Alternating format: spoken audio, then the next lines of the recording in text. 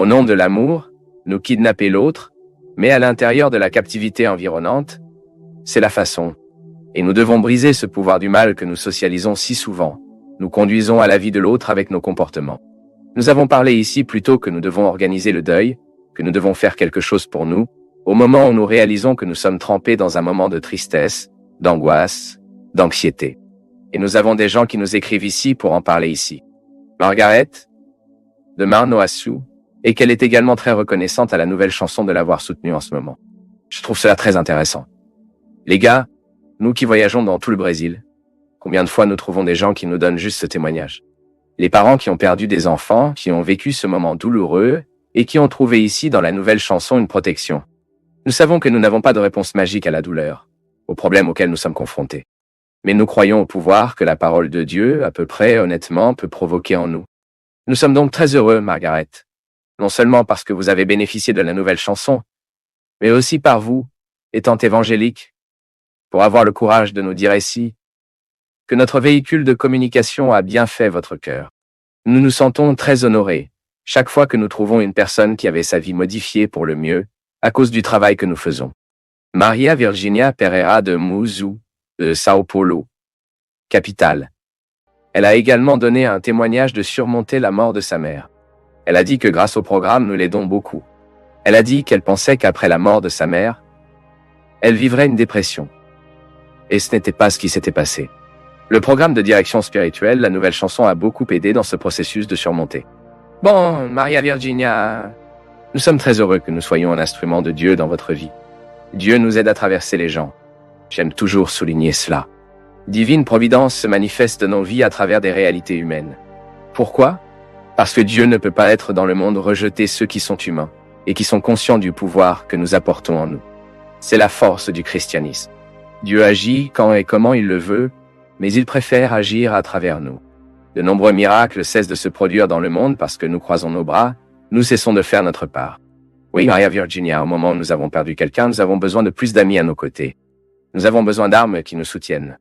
Nous avons besoin de regards qui nous regardent, pour nous regarder, pour nous encourager. Nous avons besoin de gens qui nous disent le bon mot. Et c'est ainsi que nous croyons. Nous tous ici, lors de la nouvelle chanson que nous portons quotidiennement dans nos cœurs et avec une grande joie, voyez-vous, ce n'est pas une responsabilité qui nous attole, ni nous effraie. Il nous encourage et nous blâme quotidiennement afin que nous ne soyons pas à l'écart. C'est très bien lorsque nous savons que nous participons au processus de surmonter une personne. Ilana Souza nous est très reconnaissante parce qu'elle a dit que, grâce à la direction spirituelle du programme, elle a senti que son cœur était réconforté au moment du deuil. Et elle est devenue un adepte de cela. Silvana Aparecida de Santa Maria, Rio Grande do Sul. Notre étreinte aux habitants de Santa Maria, très spécialement aux parents de ces jeunes et adolescents qui ont perdu la vie dans ce terrible accident. Ce feu dans cette boîte de nuit, où tant de jeunes ont perdu la vie.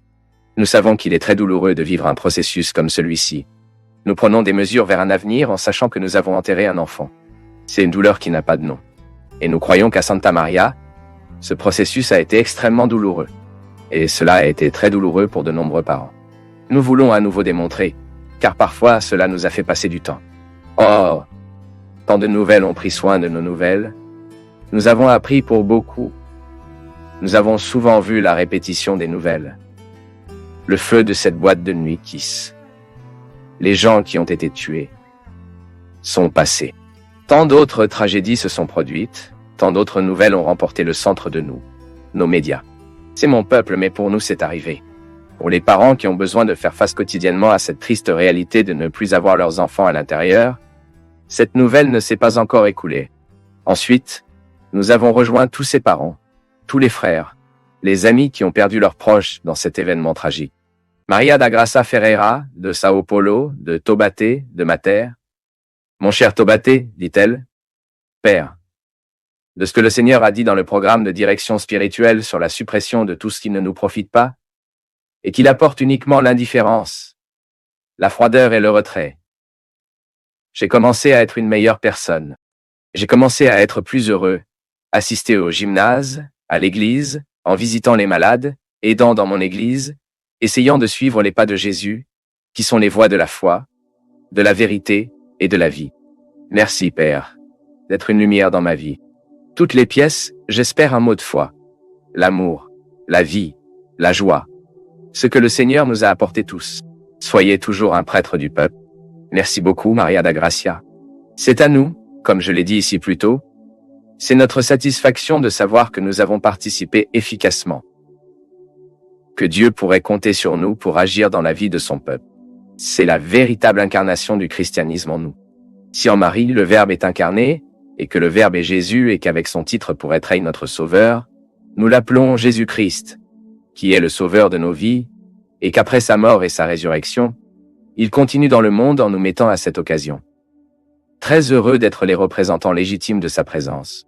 Le chrétien qui prend son christianisme incarne au sérieux l'occasion d'être à nouveau Jésus, à offrir à l'autre de plus en plus de la conscience que nous avons à offrir à l'autre, une conscience chrétienne, une manière chrétienne, une parole chrétienne. Parce que c'est ce dont le monde a besoin. Il a besoin de connaître Jésus par nos attitudes. Nous qui disons les chrétiens nous-mêmes, devons être conscients que l'athéisme est généré lorsque nous négligeons l'occasion d'offrir au monde le Christ qui nous aime. C'est très intéressant car lorsque nous osons parler avec sincérité d'une réalité humaine, je ne parle pas de ce que je ne vis pas. J'ai besoin de combattre ma paresse quotidiennement. J'ai besoin de lutter contre tous les obstacles qui me poussent à vivre ma volonté, pour atteindre le cœur de ma volonté. Parce que mon désir aura le pouvoir de renforcer mon combat dans mes objectifs. Alors, ce sentiment que vous avez dont je parle de votre vie, quelle merveille est-ce? Parce que c'est aussi ma vie. Christian est-il différent pour vous? Ce n'est pas... Je continue de penser, je vous ai dit qu'une fois, non? Je te vois jouer si beau. Au fait, Christian est l'un des meilleurs pianistes que j'ai jamais trouvé de ma vie. Ce n'est pas seulement un pianiste, c'est arrangeur. C'est un homme très qualifié d'un point de vue musical, en plus de l'humain. Mais avez-vous étudié depuis vous? Depuis 7 ans. Parfois nous voyons le garçon jouer comme ça aujourd'hui, pense que ça s'est passé du jour au lendemain. Non, ce n'est pas le cas. C'est une lutte quotidienne. Et certainement vous avez également dû faire face à votre paresse. Régresse. Si vous cessez d'investir aujourd'hui, si vous pensez que vous êtes prêt pour la musique, vous commencez à diminuer, non? L'opportunité que nous avons chaque fois que nous avons le courage de déplacer la poubelle de notre existence, cela peut aussi être une expérience sacrée. Car c'est là que vous allez recycler, bien. Cette poubelle mauvais moment, qu'est-ce que cela peut m'aider aujourd'hui? Et puis nous renforçons lentement ce testament. Nous aurons le courage de secouer. Car vous avez utilisé le terme si détendu. Bien. Pour être un sacré dans ma vie. Parce que je tremble la vie ici aussi. Même je voudrais même dire que dans le dernier camp, je n'ai pas eu l'occasion de l'être. Je vais passer ville. Très mal. De l'aube de samedi au dimanche, j'ai eu beaucoup de vomissements. Me sentant asphyxié. Et puis j'ai dû aller à l'hôpital. J'ai été hospitalisé là-bas. J'ai fait mes examens, Dieu merci. Dieu n'a rien découvert sauf qu'il semble que je développe. Peut-être à cause de mon surmenage, je suis fatigué. Je suis vraiment fatigué, mais c'est parce que je suis un peu dramatique aussi et je fais une expérience. L'humour ne me quitte jamais non plus. J'aime jouer avec ma fatigue et je sais que ceux qui m'accompagnent aussi font de même. C'est juste que, en fait, je me suis senti très épuisé même ces derniers temps. Ce que je n'allais pas faire auparavant, c'est coûter cher. Tout est très fatigant dans la vie. Mais j'ai besoin quotidiennement de recruter ma volonté, afin que cette fatigue ne prévale pas sur mon travail. Je pense que le moment vient dans ma vie pour revoir beaucoup de choses. Pour faire une pause dans certaines choses. Je suis ouvert à Dieu pour me dire ce que je dois vraiment faire.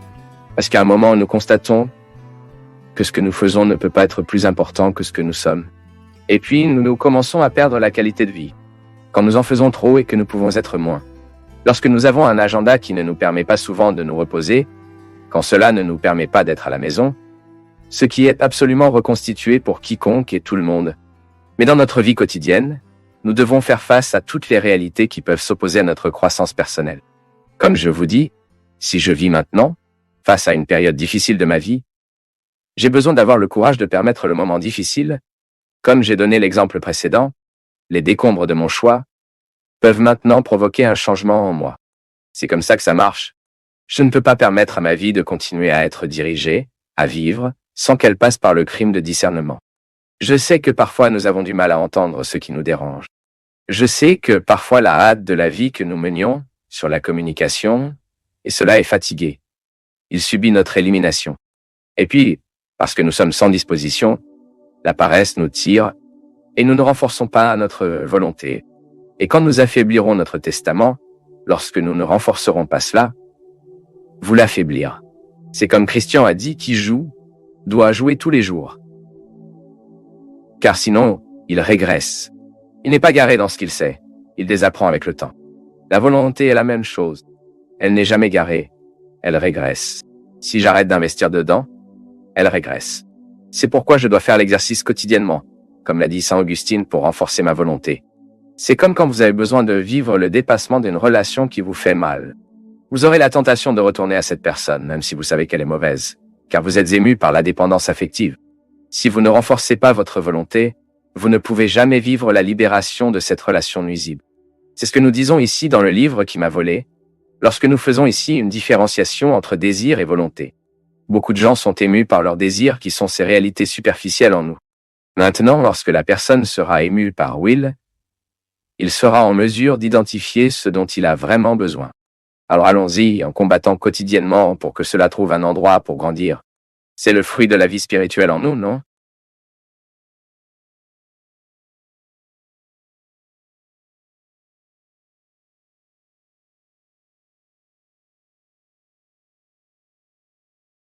Droit d'aller dormir aujourd'hui sans avoir fait la partie impossible qui dépend de vous.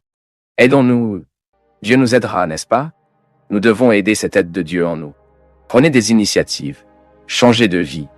Faites. Bougez. Recherchez ce que vous pouvez faire aujourd'hui pour que la transformation se produise. Je ne veux pas le miracle que vous n'avez pas aidé à vous préparer. C'est comme si nous préparons tous ensemble une fête et que chacun a une affectation spécifique. Et celui qui néglige son attribution, il perd le droit de participer à la joie. La vie est la même chose. Mon peuple, la vie en Dieu doit nous proposer la même perspective. Arrêtons de vivre cette illusion. Dieu n'aura qu'une chance en moi, car je serai humainement prêt à être meilleur. Je ne suis pas né pour être un ange. Je suis né pour être humain. Et c'est dans cette humanité que le divin veut se manifester. Le processus incarnatoire, la venue de Dieu sur terre, par son Fils Jésus, est de nous montrer cela. C'est l'humanité. L'humanité qui frappe, qui fait des erreurs, mais que ce jour-là cherche à la meilleure façon, frappe l'endroit, atteint la cible. Ouvrez la mer qui doit être ouverte. Mais pour que le miracle se produise, nous devons mettre notre pied dans l'eau. Dites aux gens de marcher. Comme si je pouvais entendre ça aujourd'hui nouveau et avec la même audace que Moïse vous le dit. Marchez. Ne tenez pas. Mettez vos pieds sur cette mer qui vous fait peur. Et vous pouvez être sûr que la grâce de Dieu nous aide à faire tout faire de la meilleure façon. Si ce n'était pas la façon dont nous le voulions, il se peut que ce ne soit pas mieux pour nous. Parfois, je me fâche avec les choses seulement 5 minutes et je ne le laisse plus rester. Parce que si je suis bouleversé depuis longtemps pour ce qui ne s'est pas passé, je perds l'occasion de voir le bien de la vie qui se passe maintenant. Parfois, la mer ne s'ouvrait pas parce qu'il n'était pas temps. Parfois, la mer ne s'ouvrait pas parce que ce n'était pas comme ça. Elle devait ouvrir d'autre part. Et nous le découvrons. Et cet endroit où nous traverserons dans la mer ne provient que de la réflexion, la recherche du possible, afin que cela se manifeste alors en nous. Il y a des désirs qui ne sont pas conciliables. La culture de certains en exclut naturellement d'autres. Et cela ne devrait pas être un problème pour nous. Bien que nous soyons potentiellement en mesure de souhaiter, tout ne nous convient pas. Tout ne nous concerne pas. Je sais que vous ressentez une énorme capacité à vouloir. Il n'y a aucune limite à votre capacité à souhaiter. C'est une richesse, mais cela peut aussi être une ombre. Parce que lorsque nous en voulons trop et beaucoup de choses en même temps, nous risquons de ne pas nous concentrer sur ce que notre investissement doit être. Un exemple simple. Lorsque nous sommes à l'université, nous continuons à souhaiter aux parties et voyages. Mais ces désirs ne sont pas parfaitement conciliables avec le dévouement dont l'université a besoin. Donc à ce moment-là, vous abandonnez quelques souhaits, quelques voyages, même quelques relations. J'ai vu beaucoup de gens ne pas tomber dans leur carrière, pour faire pardon, avec une université, car ils étaient émotionnellement fragiles tout le temps pendant le processus en raison d'une relation autodestructive. En fait, pendant la période universitaire, nous devons nous concentrer sur la carrière, les études, donc vous êtes un bon professionnel dans votre région, mais nous savons que parfois une relation émotionnelle peut devenir un obstacle. Pour les études, parce qu'elle est toujours aussi perturbée émotionnellement, la relation apporte tellement de conflits qu'il y a peu d'énergie à la dévouement à l'université. Est-ce que je dis toujours, chaque fois que je vois un adolescent commencer à sortir très tôt, je demande toujours si ce n'est même pas une règle pour une autre. Est-ce que je ferais ce choix? Et sitôt, au moment où je dois me consacrer aux études, je perds de l'énergie, me consacrant à une relation naturellement troublée en raison de l'âge, en raison de transition, des crises normatives. Chacune fait son propre choix. J'ai réalisé que parfois, je ne pouvais pas concilier mes désirs. Soit je me suis concentré sur un et je me suis consacré à lui, soit je me suis perdu dans beaucoup et je ne me consacre à aucun d'entre eux. Faites attention à vous. Comment avez-vous été dédié à vos désirs? Ont-ils favorisé leur croissance? Avez-vous connu pour vous différencier? Avez-vous excité? À quelle heure devez-vous consacrer à chacun? Avez-vous eu le courage de dire que ce désir n'est pas conciliable avec ma vie en ce moment? Ou n'ai-je pas encore pu faire ces ruptures? Ne perdez pas de temps. Le plus tôt vous identifiez le désir dont vous avez besoin pour survivre et le désir que vous pouvez vous attendre, vous commencerez beaucoup plus tôt un processus de réalisation humain que vous remercierez plus tard. Ce problème de perfection est si présent dans la culture qu'il détermine même nos relations amoureuses. Dans la littérature est présent. Tristan et Isolde sont un grand moment de littérature lorsque le mythe de l'amour romantique. Qu'est-ce que l'amour romantique? C'est l'amour parfait. C'est l'amour du conte de fées. C'est l'amour des histoires finies et finies pour provoquer ce sentiment d'éternité. Comme c'est beau. Mais quand nous allons vivre, l'amour est si précaire. Autant que vous aimez, l'amour est si difficile. Où est-ce que je mens? Ou n'est-ce pas comme ça pour vous et moi? Chaque fois que j'ai besoin d'aimer, je tombe sur ce qui est le courage, mais aussi sur ce qui est faible en moi. Parfois, autant que j'aime, je ne peux être fidèle. Autant que j'aime, je ne peux pas garder mon engagement. Autant que j'aime, je ne suis pas ponctuel. Autant que j'aime, je finis par dire de quoi je ne devrais pas parler. Autant que j'aime, sans m'en rendre compte, j'ai blessé la personne. Donc chaque fois que je fais face au mythe, à l'amour romantique, à un amour parfait, j'identifie qu'il ne me sert pas. Ce n'est pas une tenue qui me porte confortablement. Et parfois, les gens, parce qu'ils ne peuvent pas correspondre à ce que nous attendons de nous, le mythe de l'amour romantique, ou qui attend le mythe de l'amour romantique, abandonnent même l'amour à cause de cela. Ou est-ce toujours dans cette illusion qu'il vivra une telle expérience, belle, élaborée, terminée, comme nous le voyons dans les romans, les contes de fées, et nous avons vraiment besoin de reconnaître, je ne suis pas parfait, mais je suis toujours incapable d'aimer? Non. Mais il existe un moyen d'améliorer votre amour qui ne sera jamais parfait. Mais il peut être sain. C'est là qu'il y a des conversions. Et ici, une chose se transforme en l'autre. Et c'est beau de réaliser, sainte soif comme ton Père des cieux. Dans certaines traditions, être parfait, comme votre Père céleste, est parfait. Thérésina n'était pas une femme parfaite. Francisco n'était pas un homme parfait. Mais ils étaient des saints. Cela signifie qu'ils ont obtenu les ressources qu'ils disposaient à partir des ressources qu'ils avaient élaborées de plus en plus d'une manière plus améliorée, pour être d'eux-mêmes, seulement après être des autres. Ceux qui se donnent sans avoir, qui se proposent sans se posséder, vivra inévitablement à la recherche dans les autres. Après cela, tout a du sens. Je crois que c'est l'exercice quotidien que nous commençons à partir du moment où nous prenons conscience du grand rôle que nous devons jouer dans le monde. Le plus grand défi est d'être vous-même. Et être vous-même consiste à vous conquérir, à se connaître de plus en plus. Sachez comment fonctionnent leurs mécanismes, comment leurs règles fonctionnent. Connaissez bien votre statut. Être à vous. Prenez possession de tout ce qui lui appartient. Leurs qualités, leurs défauts, leurs possibilités, leurs limites, et à partir de cela, offrez à d'autres. Mais vous ne pouvez offrir qu'auparavant. Ce sont les devoirs de chaque jour ayant se proposer de plus en plus. Ne permettez pas aux autres de manipuler, de modifier leur permanence. Que votre recherche soit quotidienne pour être vous-même, de sorte que ce que vous offrez aux autres a de la qualité. Il est tellement intéressant que vous voyez une personne en possession de ses possibilités, de ses limites, de toute la grandeur dont l'être humain consiste. Le beau que vous voyez une personne entière. Elle s'offre et ne se soucie même pas si elle recevra quelque chose en retour, car elle connaît la valeur qu'elle existe en offrant. Elle se possède, elle sait ce qu'elle veut. Elle ne restera pas coincée dans les usiquinhas, les infractions. Elle ne perdra pas de temps avec ce qui ne le construit pas, car elle se possède. Elle sait ce qu'elle veut. Elle sait où elle va. Et cela peut apporter beaucoup de contributions au monde, car celui qui a... Nous sommes souvent naïfs, et nous voulons que Dieu résout tous nos problèmes. Mais nous ne faisons pas notre part. Je me souviens que l'un des plus beaux apprentissages que j'ai fait dans ma vie était le jour où j'ai découvert que le véritable amour, celui qui nous applique à une forme de croissance, est toujours placé.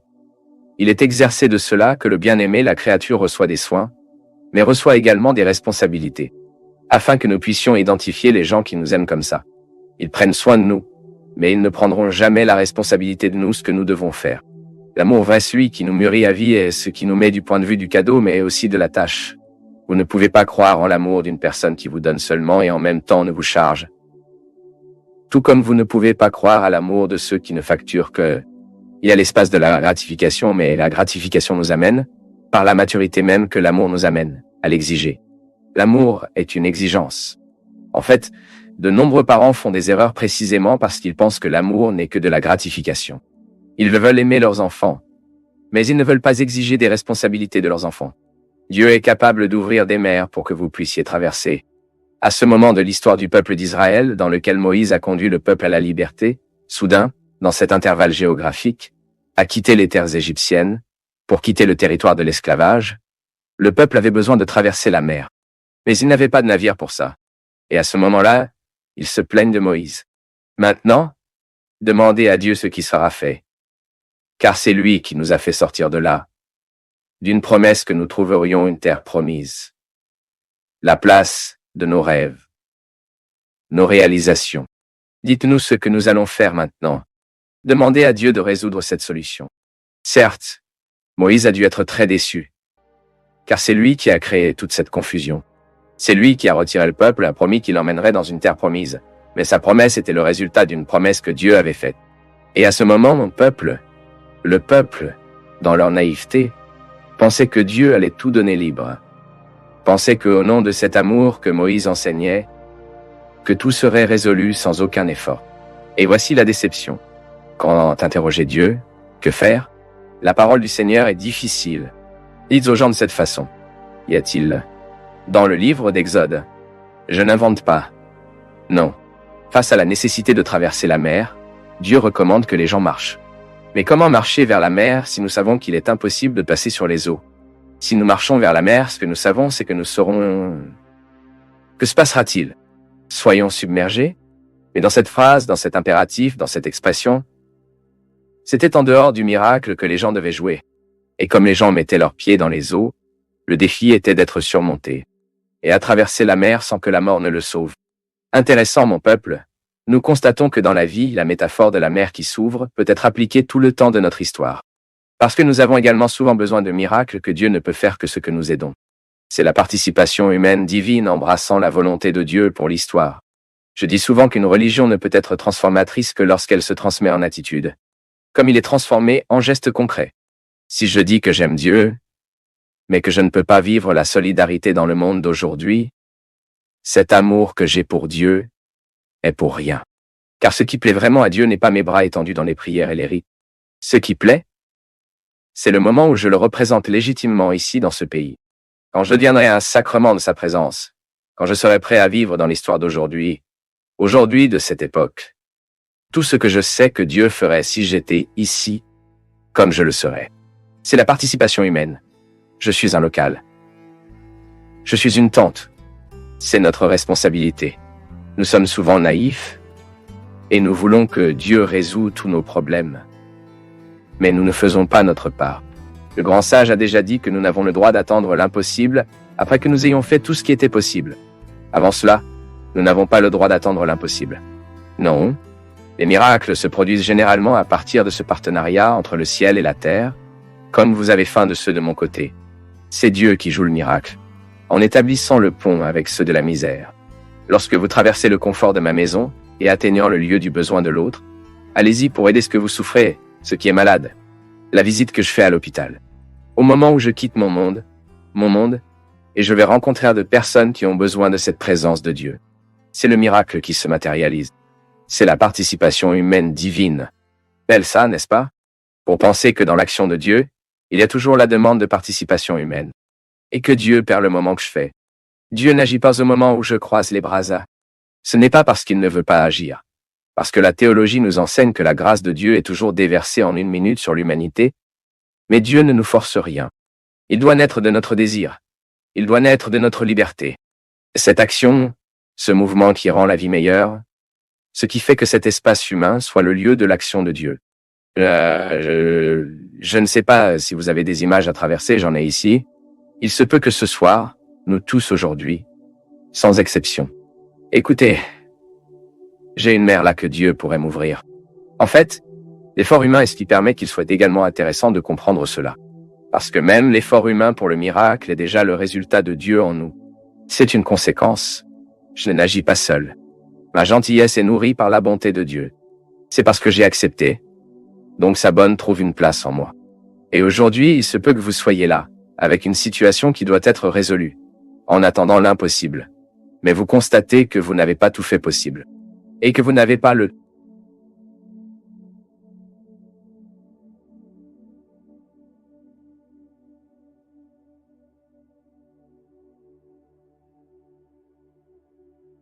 Parce qu'en fait, comme l'a dit Ricardo, la question ne résout généralement pas le problème de la solitude. Maintenant, lorsque nous nous donnons les uns les autres, nous occupons sans aucun doute les espaces vides et devons être remplis. Ricardo, aujourd'hui, quand j'ai reçu la confirmation que vous seriez ici, quand nous avons l'occasion de parler. Quoi? Aujourd'hui, nous savons, Ricardo, que l'une des grandes difficultés que nous avons dans la famille est précisément cette incapacité humaine à jouer différents rôles. La plupart des mariages se trompent, mon peuple, parce que le mari veut juste être un mari, ou il veut juste être le père. Quand, en fait, être père et être un mari est le déploiement de nombreuses fonctions, n'est-ce pas? Écoutez, pendant que vous parliez, je me voyais dans tant de situations de ma vie quotidienne, que je vis avec Eliana et Eduardo. Ce qui est comme ça. Ces choses que vous disiez, elles sont si vives, si claires en moi, que j'avoue avoir aucune difficulté de les vivre. Ils sont très naturels en moi. Je ne sais pas pourquoi les cargaisons depuis que j'ai commencé à me comprendre par les gens, mais ensuite, quand j'ai rencontré notre Seigneur, cet intérêt pour les gens était quelque chose de si frappant dans mon histoire. Sachant que les gens, ils rencontrent un si grand, si fort, si éclairé, mais ils continuent avec leurs difficultés, avec si peu de besoins, comme un besoin d'attention, un câlin, une écoute, ou la nécessité d'avoir quelqu'un autour de qui découvre un peu de confiance. Je veux dire, je dirais fou ici, mais juste des gens proches de nous. Vous avez besoin que des gens soient un ami, d'être un frère, d'être père. Je vis également une expérience avec mes frères communautaires, qui est une expérience d'être père, d'être un ami et d'être un frère.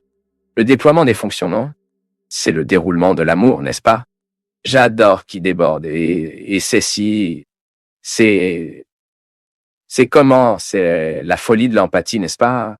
C'est ce que notre Seigneur m'a fait, et à vous, et fait nous tout le temps.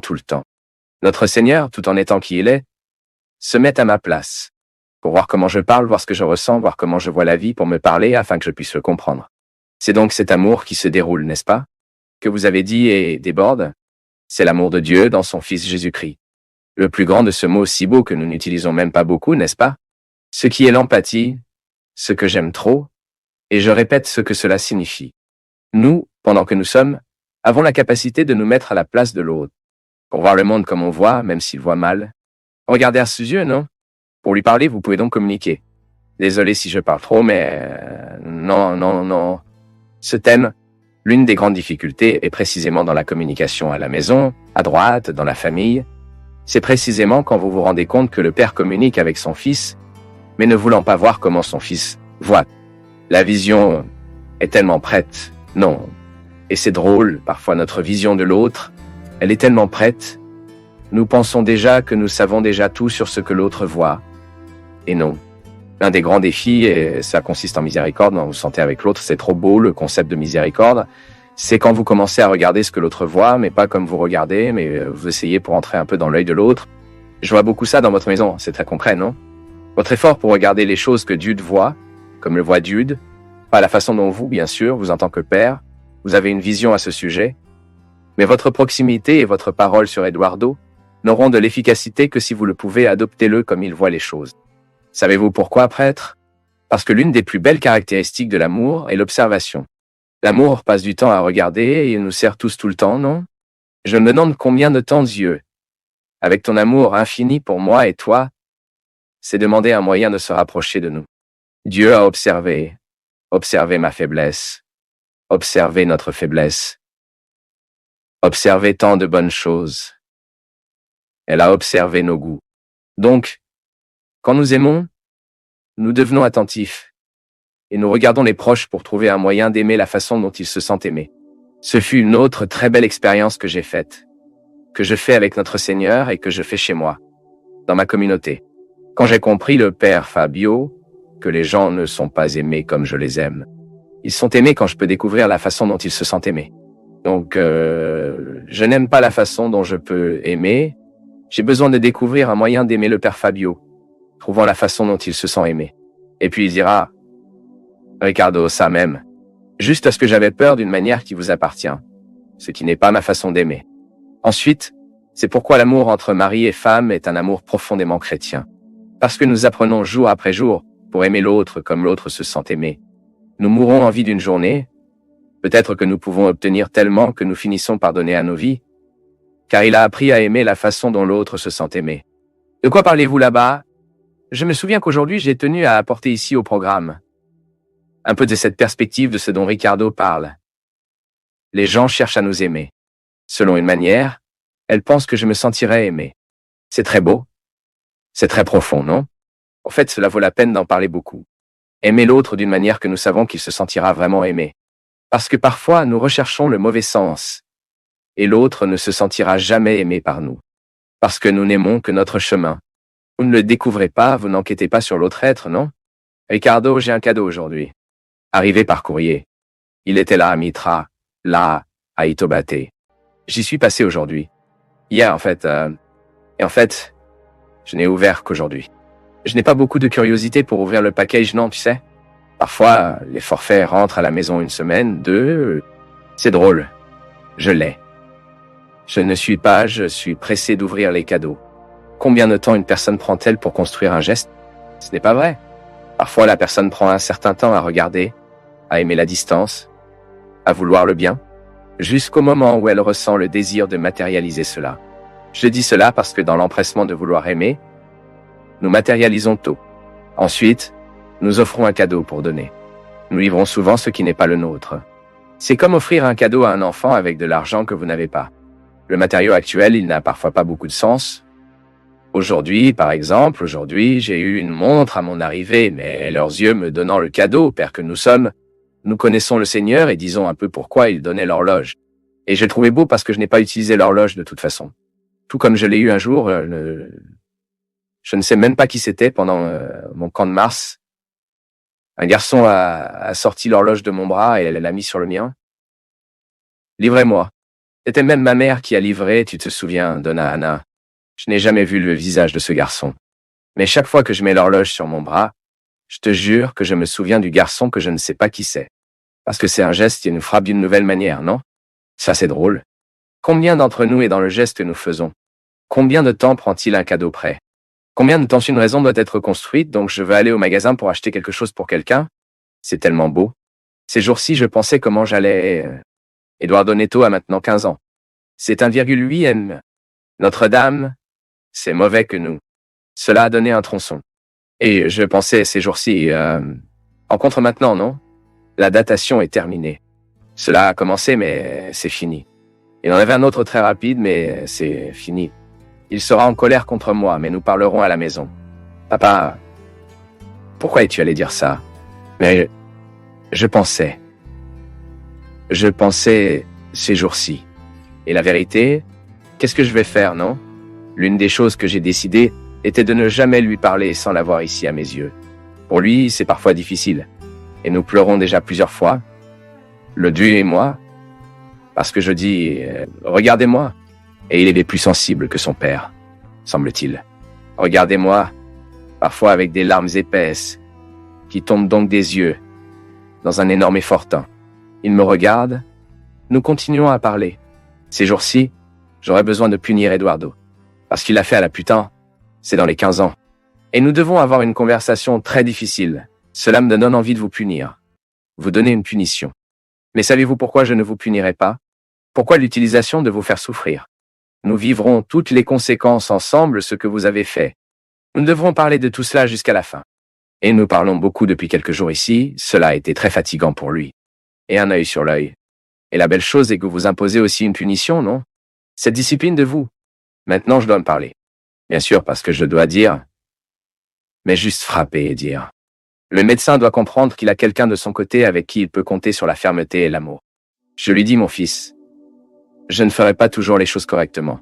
Je vais vous demander, et je dois vous demander pardon à plusieurs reprises, et peut-être que je ne sais même pas comment vous demander pardon, mais notre conversation est comme ça. Mais pour dire que nous devons trouver un moyen de devenir inoubliable pour les gens. Donc, depuis que lorsque vous lisez là-bas, je n'arrêtais pas de penser ici, combien de choses changeraient dans nos maisons si nous résolvions à partir d'aujourd'hui pour arrêter de parler et commencer à nous regarder, observer la façon de manger, assis sur la table, la nourriture que vous aimez. Nous ne manquerons pas le présent. Je pense que nous nous donnerions plus et nous serions le grand cadeau. Parce que nous voulons... Le grand cadeau doit être notre présence. C'est donc encore plus que ce que nous ferions correctement. C'est juste que nous allions être le grand cadeau. Parce que, d'une manière ou d'une autre, quand quelqu'un se rend compte qu'il y a quelqu'un qui me regarde avec amour, c'est déjà de l'amour. C'est cette vieille histoire. Aujourd'hui, je répondais à une interview à un journaliste de Tocquentin. Il a été envoyé par email et il a demandé sur cette saison des fêtes de Noël, que penses-tu? Qu'est-ce qui a transformé Noël? Et j'ai dit que l'un des grands défis de la nôtre est la matérialisation de la religiosité. Nous avons besoin de matérialiser ce qui est spirituel. Et au moment où nous essayons de matérialiser le spirituel, nous pouvons même l'obtenir, comme le cas ici. Mais nous risquons de trahir ce qui est spirituel au moment où nous matérialisons. Parfois nous avons une telle anxiété de donner à l'autre quelque chose alors qu'en fait ce dont il a le plus besoin, c'est que nous lui donnions ce que nous sommes. Le temps de Noël est un moment pour nous d'y penser. La qualité des cadeaux que nous offrirons aux gens cette saison des fêtes. Bien sûr, exprimer matériellement l'affection que nous ressentons est très belle. Et c'est bon pour nous de le faire. Nous le pouvons. Mais n'oubliez jamais que, avec ça, ce que nous devons vraiment donner, c'est ce que nous sommes.